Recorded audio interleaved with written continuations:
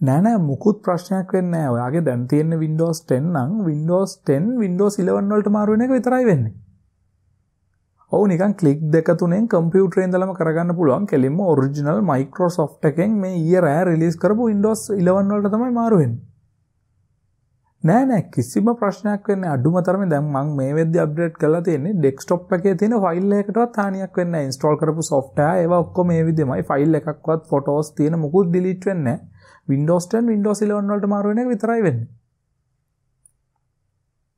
ඔව් ඔක්කොම ෆෝන් එකෙන් කියන විදිහක් නැහැ. මේ වීඩියෝ එක මුලින් ඉඳලා බලන්නකෝ. පොඩි වෙලාවයි තියෙන්නේ මේ වීඩියෝ එකේ සම්පූර්ණ process එක කියලා දෙනවා.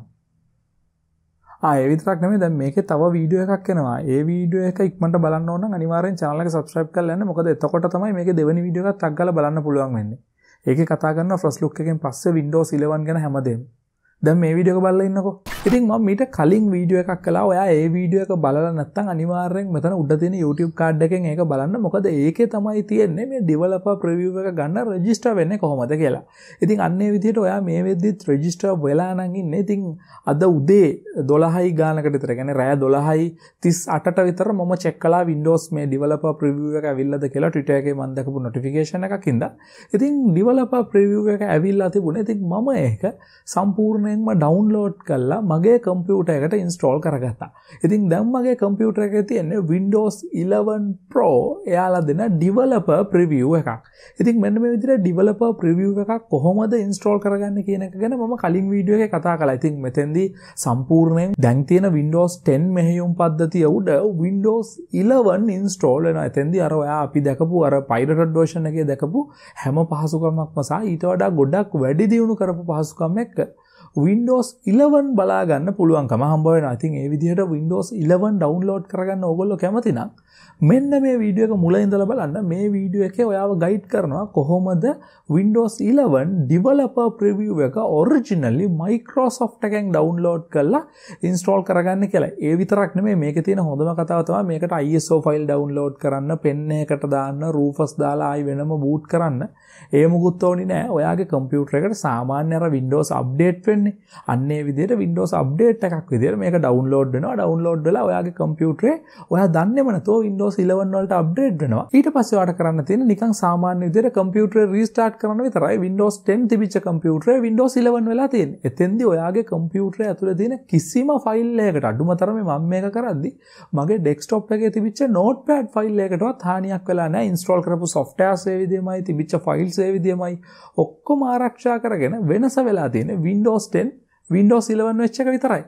ඉතින් දැන් අපි බලමු කොහොමද මේ වැඩේ කරන්න කියලා. ඉතින් සුපුරුදු විදිහට ආයිත් කියනවා මගේ වීඩියෝස් බලන percentage එකත් එක්ක ගත්තාම මගේ subscribe කරලා තියෙන අයට වඩා මගේ channel එක බලන්නේ subscribe නොකරපු අය. ඉතින් ඒකින්ද ඔයා තාමත් මගේ channel එක subscribe කරලා නැත්නම් අනිවාර්යෙන් පල්ලෙහා තියෙන රතු පාට subscribe button එක click කරලා channel එක subscribe කරලා යන්න. මොකද මේකෙන් පස්සේ දැන් මේ අද වීඩියෝ එකේ කරන්නේ කොහොමද update කරන්නේ සහ first look එක ගැනනේ. ඊළඟට මේක පාවිච්චි කරන දේවල් ඒ අදාළ ගොඩක් දේවල් ගැන වීඩියෝස් අරන් එන්න හිතාගෙන ඉන්නවා. ඉතින් ඊළඟ වීඩියෝ එක අනිවාර්යෙන් හෙට release කරනවා.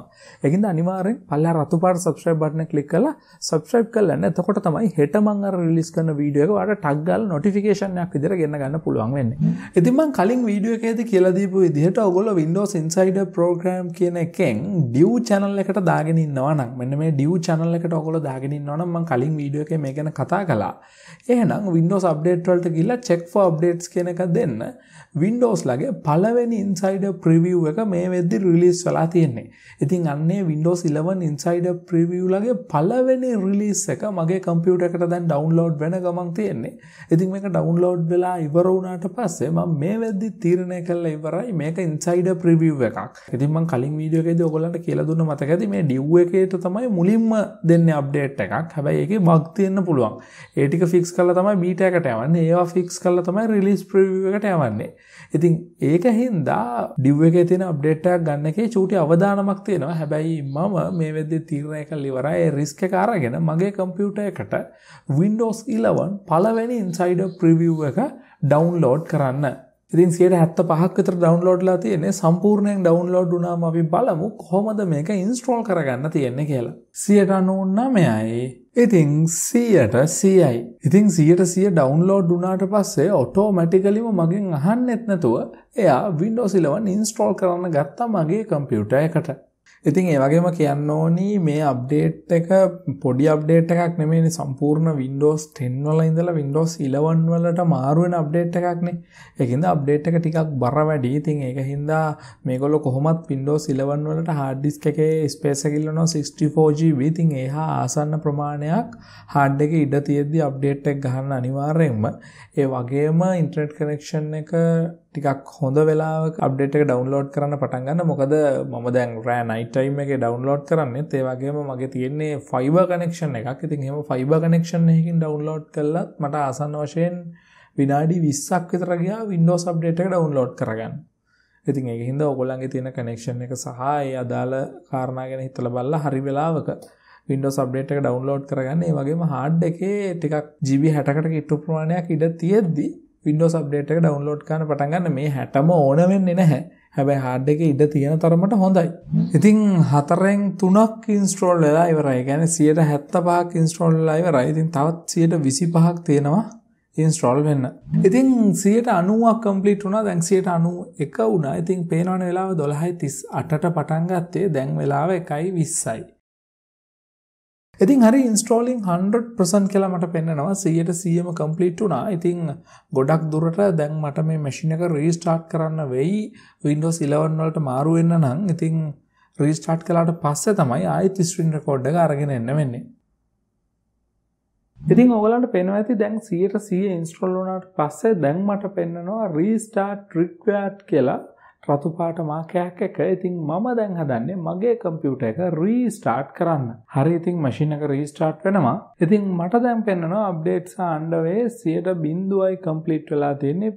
Please keep your computer on කියලා. ඉතින් එකපාරටම 100% කම්ප්ලීට් වුණා. ඒ කියන්නේ 100.0 තිබ්බා ටක් ගාලා 64 ආවා. ඊට පස්සේ 100%යි කියලා කම්ප්ලීට් වුණා. දැන් ඉතින් ආයෙත් වතාවක් මැෂින් එක රීස්ටාර්ට් වෙනවා. ඉතින් මට දැන් ඔන්න ආයෙත් පෙන්නනවා working on update 75% completed කියලා. right. ටිකක් වෙනස් විදිහකට ඔන්න උනා. ඒ කියන්නේ Windows 11 විදිහට තමයි දැන් මේ මගේ කම්පියුටර් එක ඔන් වෙන්නේ. ඉතින් මගේ පාස්වර්ඩ් එක ඉල්ලනවා යා ඉස්සෙල්ලාම. right. ඔයාලට බලා ගන්න පුළුවන් නේද අපි අර මෙච්චර කල් දැකපු Windows 11 තමයි මේ ඔන් වෙන්නේ. right. ඉතින් Windows 11 සම්පූර්ණයෙන්ම ලෝඩ් වුණා කියලා මට විශ්වාස කරන්න පුළුවන්. ඉතින් ඒකින්ද මම දැන් කැමරා රෙකෝඩ් එකෙන් අයින් වෙලා ස්ක්‍රීන් රෙකෝඩ් එකට ආපහු යන්න. ඉතින් මම දැන් ඉන්නේ මගේ කම්පියුටර් එකට අලුතෙන්ම ඉන්ස්ටෝල් වෙච්ච Windows 11 වල. ඉතින් මේක බලපු ගමන් ඔයාලට පේන විශේෂම දේ තමයි මගේ ඩෙස්ක්ටොප් එක පුරාම එක එක දේවල් තියෙනවානේ. ඉතින් ඒ ඩෙස්ක්ටොප් එකේ තිබිච්ච ටෙක්ස්ට් ડોකියුමන්ට් එකකට හානියක් වෙන්නේ නැතුව එකක්වත් ඩිලීට් වෙන්නේ කරප්ට් වෙන්නේ නැතුව ඔක්කොම ටික එහෙම්මම තියෙද්දි ඒ කියන්නේ ඔයාගේ පර්සනල් ෆයිල්ස් ඇප්ලිකේෂන් ඉන්ස්ටෝල් කරපු software එකක්වත් වෙනස් වෙන්නේවත් නැතුව කෙලින්ම Windows 11 වලට අප්ඩේට් වෙලා තියෙනවා. ඉතින් ඒ කියන්නේ මම මේ කියලා දීපු මෙතඩ් එක හරහා ඔයාට ඔයාගේ තියෙන ෆයිල්ස් වලට කිසිම ඩැමේජ් එකක් වෙන්නේ නැතුව පර්සනල් ෆයිල්ස් ඒ විදිහටම ආරක්ෂා කරගෙන Windows 11 වලට Windows 10 වල ඉඳලා අප්ඩේට් වෙන්න පුළුවන්කම තියෙනවා. ඉතින් මම මේකේ this PC උඩ right click කරලා properties වලට ගියාම මට බලා ගන්න පුළුවන්කමක් තියෙනවා මගේ අප්ඩේට් එක ඇවිල්ලා තියෙන Windows 11 Pro කියන එක 21H2 කියන version එක තමයි අප්ඩේට් එක විදිහට ඇවිල්ලා තියෙන්නේ. ඉතින් මේ වෙද්දි මම නම් මගේ Windows activate කරලා තියෙන්නේ. ඒ හින්දා මට පෙන්නනවා Microsoft account එකට connect වෙච්ච digital license එකකින් මගේ Windows activate කරලා තියෙනවා කියලා. ඉතින් මේ විදිහට active version එකක් පාවිච්චි කරනවා නම් තමයි ඔයාටත් මේ පහසුකම් ඔක්කොම ලබා ගන්න පුළුවන් වෙන්නේ. ඉතින් ඊට පස්සේ මේකේ තියෙන විශේෂතා ගැන කතා කළොත් ඉස්සෙල්ලම මට notice වෙච්ච එක තමයි මෙහෙම අපි desktop එක උඩ right click කරාම අපිට refresh කියලා එකක් එනවනේ. ඒක ඉතින් මේකෙන් අයින් කරලා තියෙනවා. ඉතින් ඒ refresh කියන එක ගන්න නම් ඔයා මෙහෙම desktop එක උඩ right click කරලා show more options වලට ගියාම අර පරණ එක එනවා. ඒකේ refresh කියන එක තියෙනවා. ඒ අරින්න ඔයාට refresh කරන්න බෑ. කෙලින්ම right click කරලා අපි පුරුද්දට refresh කර ඉන්නවනේ. ඒ වැඩේ කරන්න option දෙකකට යන්න වෙලා තියෙනවා. ඉතින් ඊට පස්සේ තවත් විශේෂ දේවල් ගැන කතා කරනවා නම් දැන් this PC ඇතුළට ගියාට පස්සේ icon pack එක මගේ කලිනුත් වෙනස් වෙලා තිබ්බනේ. අපිට අර කලින් පෙන්නපු corners වෙනුවට කලින් මේවා පෙන්වුවේ ටිකක් sharp corners නේ. අන්නේ sharp corners වෙනුවට මෙන්න මෙහෙම rounded corners ඇවිල්ලා තියෙනවා. ඉතින් Windows event එකේ වීඩියෝ බලුවා නම් ඔයගොල්ලන්ට තේරෙන්නේ නැති මෙන්න මේ දේවල් ඒගොල්ලෝ කිව්වා rounded corners ඇවිල්ලා තියෙනවා. ඒ වගේම ඉස්සර මෙන්න මෙතන උඩින් ribbon එකක් තිබ්බනේ. කොපි කරන්න පේස්ට් කරන්න වගේ අන්නේ රිබන් එක සම්පූර්ණයෙන්ම වෙනස් කරලා වෙනත් විදිහට ටිකක් මිනිමල් රිබන් එකක් දාලා තියෙනවා. ඉතින් ඒකේ තියෙන දේවල් අයිකන් විදිහට තියෙන දැන් අපි දෙයක් කොපි කරගත්තොත් එමේ හිතන්නකෝ මම මේක කොපි කළා කියලා. මේක මම කොපි කරගන්න කොපි කියලා එකක් නෑ මෙන්න මෙතන තියෙන සංකේතයෙන් තමයි කොපි කරගන්න තියෙන්නේ. ඉතින් ඊට පස්සේ මම ඒක ආයි පේස්ට් කරනවා නම් රයිට් ක්ලික් කරාම මෙන්න මේ පේස්ට් ලකුණ තියෙනවා. පේස්ට් කියලා එකක් නෑ. පේස්ට් කියන එක ක්ලික් කරාම ආයි එතනම පේස්ට් කරගන්න පුළුවන්කම තියෙනවා. ඉතින් ඊට පස්සේ මම ආයිත් settings වලට යනවා නම් මම මෙන්න මෙතන මැදට ඇවිල්ලා තියෙන start menu එකේ icon එක ක්ලික් කරලා ඉවර වෙලා settings කියන එක හොයාගෙන යනවා. මේ තියෙන settings. ඉතින් settings වලට ගියාට පස්සේ මට බලා ගන්න පුළුවන් ටිකක් වෙනස් විදියකට තමයි settings ඇවිල්ලා තියෙන්නේ. ඉතින් ඊට පස්සේ අපිට අර කලින් Windows 10 වල මෙන්න මෙතන යටින්ම පෙන්වන Windows Insider program එක. ඉතින් ඒක මෙතනින් නැති වෙලා තියෙනවා. ඒක තියෙන්නේ Windows update කියන එක ඇතුලේ. ඉතින් මේ update කියන එක ඇතුලේ මම දැන් ආයිත් update වලට check කළා. ඉතින් එතකොට මේ පොඩි update එකක් ඇවිල්ලා තියෙනවා. ඉතින් එතන ඔයාලට බලා ගන්න පුළුවන් Windows Insider program එක දෙනවා. ඉතින් ඔයාලට දැන් මේක හොඳයි නම් මේක ටිකක් කල් පාවිච්චි කරලා බලන්න ඕනේ කියලා දෙනවා. මොකද දැන් මේක නිතර update වෙන්න ගන්නවා. මොකද ඔයා developer version එකකින් ඉන්නේ. ඉතින් මෙන්න මෙතන ඔයාලට update stop කරලා තියන්න පුළුවන් කමක් තියෙනවා. කාලයක් යනකම් එන්න එපා කියලා. ඉතින් මම නම් එන update ගහ ගන්නවා, ටක් ගාලා දා ගන්නවා කියලා තීරණය කළා ඉවරයි. ඊට පස්සේ system කියන එකට ගියාට පස්සේ ඔයාගේ laptop එකක් නම් මේ battery ගැන වගේ දේවලුත් මෙතන පෙන්නනවා. ඉතින් මගේ desktop එකක් ඉඳලා ලොකුවට දේවල් පෙන්වන්නේ නැහැ. ඉතින් මෙන්න මෙතන storage කියන එකට ගියාට පස්සේ මට පෙන්නනවා මගේ storage එකේ මොනවද පිරিলা තියෙන්නේ මොනවද තියෙන්නේ කියලා. ඉතින් මෙන්න මෙතන temporary files තියෙනවා කියලා පෙන්වන්නේ GB 21ක් විතර. ඉතින් ඒක ඇතුළට ගියාට පස්සේ ඔයාලට පෙන්නනවා මෙතන මේ delivery optimization file සහ තව ටිකක් කළා මෙන්න මෙතන scan වුණාම එයා අපිට පෙන්වන්න ගන්නවා previous Windows installations. ඒ කියන්නේ කලින් තිබිච්ච Windows 10 වල file 10.5 GB එයා වෙනම folder එක දාලා තියලා තියෙනවා කියලා. ඉතින් ඒක ඔයාලට ඕනනම් මෙතනින් ටක් ගාලා click කරලා remove files කියලා දීලා delete කරලා දාන්න පුළුවන් කමක් තියෙනවා. ඉතින් මම දැම්ම ඒ වැඩේට හදිස්සි වෙන්නේ නැහැ. හදිස්සි හරි මේකේ ලොකු බග් එකක් આવොත් මට restore කරගන්නවත් ඉඩකඩ තියෙන්න ඕනේ. ඉතින් ඒකින්ද ඔයාලට කැමති නම් විතරක් මෙතනින් Windows 10 වල තිබිච්ච files ඔක්කොම ඔයාලට මෙතනින් remove කරලා දාන්න පුළුවන් කමක් තියෙනවා. ඉතින් ඊට පස්සේ Windows ගැන කතා කරපු හැම වීඩියෝ එකේම ඔයා දැකපු විදියට මේ පැත්තෙන් notification වලට අලුතෙන්ම notification පෙන්වන system එක අපිට සම්පූර්ණයෙන්ම වෙනස් කරලා තියෙනවා වෙනම ක්‍රමයකට.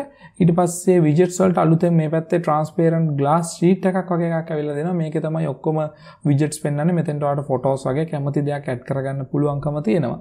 ඒ විතරක් නෙමෙයි virtual desktop පෙන්වන system එකක් ටිකක් වෙනස් කරලා තියෙනවා. මෙතනින් ඔයාලට virtual desktop add කරගන්න පුළුවන් කමක් තියෙනවා.